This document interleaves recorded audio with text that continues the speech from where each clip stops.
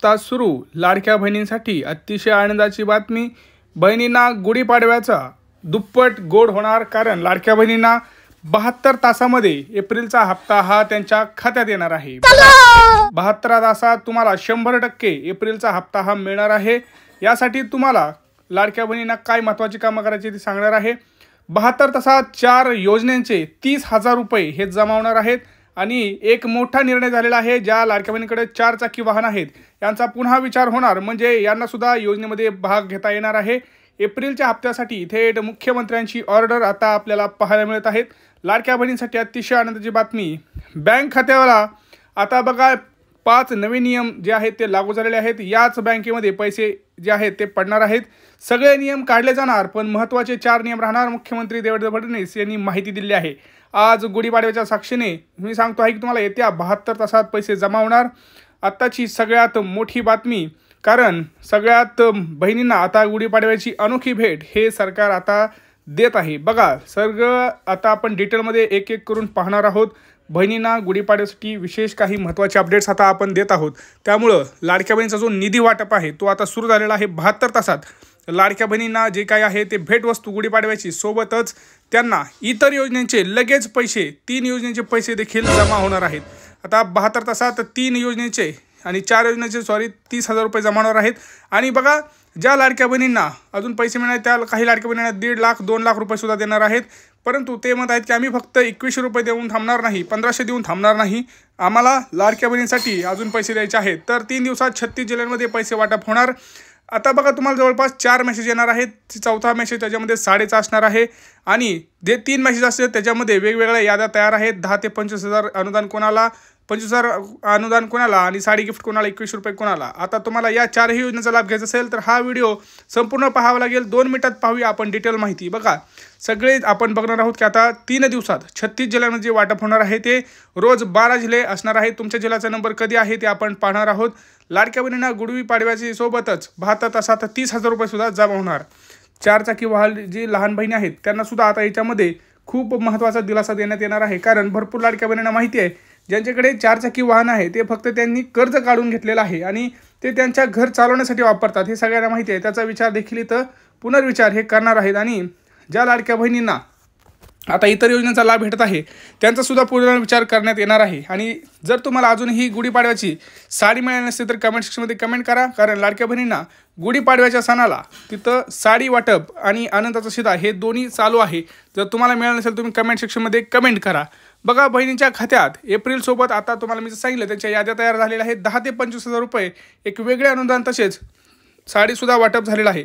सोबतच ज्या लाडक्या बहिणी शेतकरी आहेत अशा नमो शेतकरी लाडक्या बहिणींना 2169 रुपये हे सुद्धा आजपासून वाटप सुरू झालेलं आहे। मुख्यमंत्र्यांनी स्वतः पोस्ट करून सांगितलेलं आहे 90 लाख शेतकरी कुटुंबांना हे जे वाटप आहे ते सुरू झालेलं आहे। त्यांनी पंतप्रधान नरेंद्र मोदी यांचं मनपूर्वक आभार सुद्धा मागितलेला आहे। तुम्ही इथं त्यांचा मेसेज सुद्धा बघू शकताय। तुम्हाला तिथं वाटप झालेलं 2000 रुपयाप्रमाणे त्यांचं जे काही पैसे आहे ते सुद्धा इथं वाटप झालेलं आहे। तुम्ही इथं बघू शकताय। लाडक्या बहिणींना 2 हप्ते मागचे जे आहे 1,500चे 3,000 रुपये सुद्धा आता करू शकणार। जर तुम्ही आम्हाला बळ दिलं तर 2100चे आम्ही 3,000 रुपये सुद्धा करू, असं उपमुख्यमंत्री एकनाथ शिंदे यांची मोठी घोषणा सुद्धा आपल्याला आज पाडव्याच्या निमित्तानं पाहायला मिळालेली आहे। आता बघा भरपूर लाडक्या बहिणींना खूप महत्त्वाची डॉक्युमेंट्स तुम्हाला मी सांगणार आहे जे तुम्हाला अतिशय महत्त्वाचे आहे। ज्यावेळेस आता बघा ही जी यादी आहे ती अर्ज पडताळीनंतरच होत आहे। अर्ज पडताळीमध्ये प्रामुख्यानं तुमच्याकडून 3 डॉक्युमेंट्सची मागणी करतात। त्यामुळं पहिलं जे डॉक्युमेंट आहे ते लक्षात घ्या कुठलं आहे। पहिलं डॉक्युमेंट आहे तुमचं उत्पन्नाचा दाखला। भरपूर लाडक्या बहिणीचं उत्पन्न वाढलेलं आहे, त्यामुळं त्यांचं उत्पन्नाचं जर ज्यांचा 2.5 लाखांपेक्षा जास्त आहे त्यांना आता बाद करण्यात येणार आहे। परंतु बाकीचे लाडक्या बहिणी आहेत त्यांनी काळजी करू नका, 21 रुपये आम्ही देणार आहोत असं सुद्धा सांगितलेलं आहे। त्याच्यामध्ये काही बदल करण्यात आलेले होते। आता 4 चाकीमध्ये जो पहिला बदल आहे तो 4 चाकीचा, जे आता लोनवरती 4 चाकी आहेत जे व्यवसायासाठी वापरतात त्यांचा पुनर्विचार होऊ शकतो। त्यांचा दुसरी गोष्ट म्हणजे तुमची ज्या लाडक्या बहिणी आहेत ज्या कामाला जातात आणि दुसऱ्या इतर योजनेचा सुद्धा लाभ घेतात त्यांचा सुद्धा पुनर्विचार होऊन त्यांना दोन्ही योजनेचे लाभ हे दिले जावो असं तिथं वाटप म्हणणं झालेलं आहे। सोबतच जे गॅस सिलेंडरचे पैसे आहेत ते आता तिथं 3 गॅस सिलेंडरचे पैसे एकत्र लाडक्या बहिणींच्या खात्यात येणार असं स्वतः तिथं मुख्यमंत्र्यांनी सांगितलेलं आहे। बघा सरकारचं आता असं धोरण आहे की ज्या लाडक्या बहिणी आता नियमाबाह्य गेलेल्या आहेत त्या तर आता जास्त आकडा नाही आहे त्यांचा, कारण भरपूर लाडक्या इथं सक्षम झालेला पण आहेत, परंतु भरपूर लाडक्या बहिणी ॲडसुद्धा झालेले आहेत, भरपूर लाडक्या बहिणींनी नवीन अर्जसुद्धा केलेले आहेत. आता याच्यामध्ये 10 ते 25,000 रुपयांचं अनुदानसुद्धा भेटत आहे. ज्यांना लाडक्या बहिणींना व्यवसाय करायचा आहे छोटा मोठा, त्यांना 25,000 रुपयापर्यंतचं अनुदानसुद्धा सरकार देत आहे. जर तुम्हाला अनुदान पाहिजे असेल तर कमेंट सेक्शनमध्ये कमेंट करा, आपण तुम्हाला सांगतो की त्याची प्रोसेस कशी आहे. बघा, तुम्हाला पटापट जिल्ह्यांची नावं सांगायची तुमच्या कोणत्या आहेत आणि तुमचा बँक कोणती आहे, कारण बँकेमध्ये सुद्धा बदल झालेले आहेत. याच बँकेमध्ये पैसे येणार आहेत. आता ते बँक कोणती, तर बघा प्रामुख्याने मी सांगतोय पोस्टचं SBI आपल्याकडे यादी आहे. तुम्ही फक्त तुमची बँक कोणती आहे हे सांगा, आम्ही त्याला रिप्लायमध्ये सांगू तुम्हाला पैसे येणार का नाही. सोबतच तुमचा जिल्हा कोणता आहे, तुमच्या जिल्ह्याचं नाव काय आहे हे तुम्ही सांगा, म्हणजे तुम्हाला आम्ही ह्याच्यामध्ये सांगू की तुम्हाला या जिल्ह्यात जे आता वाटप आहे ते सुरू होणार आहे का नाही. कारण आदित्य तटकरे मॅडम यांनी सुद्धा सांगितलं आहे की आपण आता फक्त 2100 देऊन थांबणार नाहीत, आपण ह्या लाडक्या बहिणींना इथं साक्षरता, आर्थिक साक्षरता आणण्याचं कामसुद्धा आपण इथं करत आहोत. आर्थिक साक्षरता म्हणजे काय, ते पैसे कसे वाचवायचे, कुठे ते इन्व्हेस्ट करायचे, कुठे व्यवसाय करायचा, अशा सगळ्या गोष्टींची एक त्यांना लाडक्या बहिणींना पुन्हा एकदा त्याच्यामध्ये मोठं धोरण आहे सरकारचं, ते मी तुम्हाला सांगेनच. परंतु लक्षात घ्या, ज्या लाडक्या बहिणींनी आत्तापर्यंत मागचे जे हप्ते राहिले असतील त्यांना ते नवीन हप्तेसुद्धा याच्यासोबतच मिळणार आहेत. सोबत 3 गॅस सिलेंडरचे पैसे हे लाडक्या बहिणींना जमा होणार आहेत. त्यासाठी बघा लक्षात घ्या, 3 डॉक्युमेंट्स तुम्हाला अर्ज पडताळणी दरम्यान द्यायचे आहेत. पहिलं उत्पन्नाचा दाखला, दुसरं रेशन कार्ड. बघा रेशन कार्ड जरी तुमच्याकडे असलं परंतु जर त्याची EKYC केलेली नसेल तर प्रॉब्लेम होणार आहे. त्यामुळे रेशन कार्डची EKYC करून घ्या. तिथं कुठं करायचे तर रेशन नोकऱ्यात जाऊन तुम्हाला रेशन कार्डची EKYC करायची आहे. तिसरं डॉक्युमेंट आहे आपलं आधार कार्ड. बघा भरपूर लाडक्या बहिणीचं आधार कार्ड आहे परंतु ते 10 वर्ष झालं अपडेट झालेलं नाही. त्यामुळे प्रॉब्लेम आहे की त्यांचं आधार कार्डवरचं नाव आणि बँकेतलं नाव हे वेगवेगळं आहे.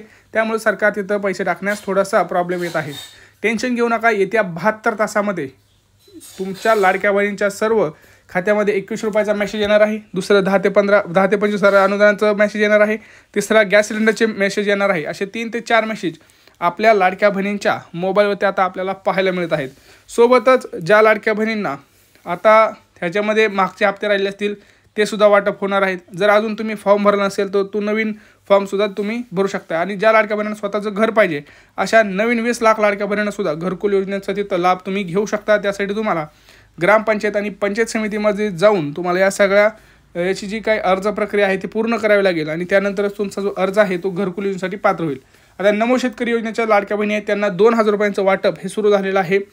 त्यांना वाटप ऑलरेडी आजपासून सुरू झालेलं आहे. त्यांच्या खात्यातसुद्धा पैसे यायला सुरुवात झालेली आहे. तुम्हाला पैसे आलेत का तुम्ही आधी कमेंट सेक्शनमध्ये कमेंट करा. आणि जे अजून काही बाकीचे बदल झालेले आहेत ते आता आपण आदिती तटकरे मॅडम यांच्याकडूनच ऐकून घेणार आहोत. आणि सोबतच बघा सगळ्यात महत्त्वाचं जे आता जिल्हे आहेत ते पहिल्यांदा जर आपण बघितलं जे गरजू जिल्हे आहेत त्या जिल्ह्यापासून ही सुरुवात होणार आहे.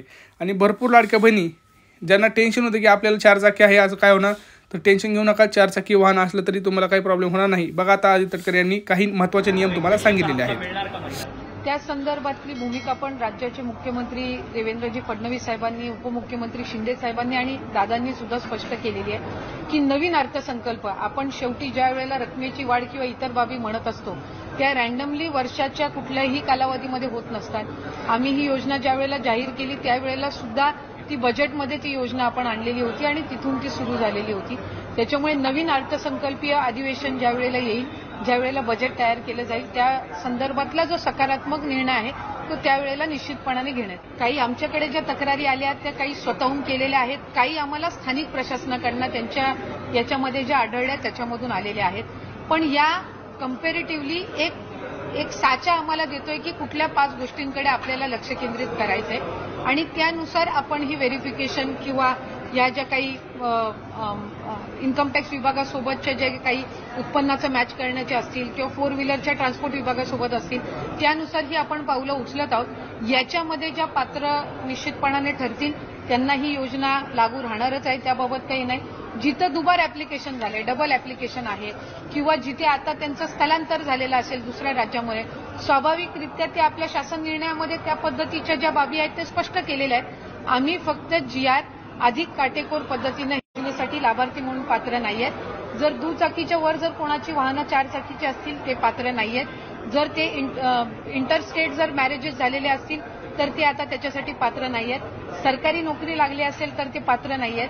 आणि आधार कार्ड आणि बँकचं हे जर नावामध्ये फरक असेल आणि त्यांनी ती लक्षात आणून दिलेली आहे तर ते पात्र नाहीत. पण याच 5 बाबींवर आपण पॅन महाराष्ट्र जी आहे ती आपण त्या संदर्भातली योग्य ती पावलं उचलत आहोत. नाही, विषय याच्यामध्ये सरकारचा निधी वाचवणं नाहीये, कारण आम्ही सुरुवातीच्या कालावधीपासूनच 2.5 कोटी लाभार्थी आपले असतील हे आम्ही विभाग म्हणून सुद्धा धरून चाललेलो होतो. जेव्हा बजेटची सुद्धा घोषणा झाली त्याच्यानंतर सुद्धा 2.5 कोटी लाभार्थी हे साधारणपणे रफली मॅक्सिमम असतील, हा एक त्याच्यामुळे पैसे वाचवणं किंवा निधी वाचवणं हा विषय नाहीये. याच्यामध्ये ज्या काही कंप्लेंट्स मधल्या कालावधीमध्ये आल्या आणि त्या फक्त स्थानिक प्रशासन किंवा तिथल्या यांच्याकडून आल्या नाहीत, तर वेगवेगळ्या माध्यमांकडून सुद्धा त्या आमच्याकडे येत होत्या. कारण बरेचसे माध्यमं सुद्धा आम्हाला हे करायची की अशा काही स्थानिक पातळीवर आम्ही मीडियामध्ये ज्या वेळेला आम्ही चर्चा करत असतो त्यावेळेला अशा पद्धतीची जी रियालिटी, तर त्यानुसार आपण जात आहोत. याच्यामध्ये कुठेही पैसे वाचवणं किंवा या सगळ्या बाबींचं हे नाहीये.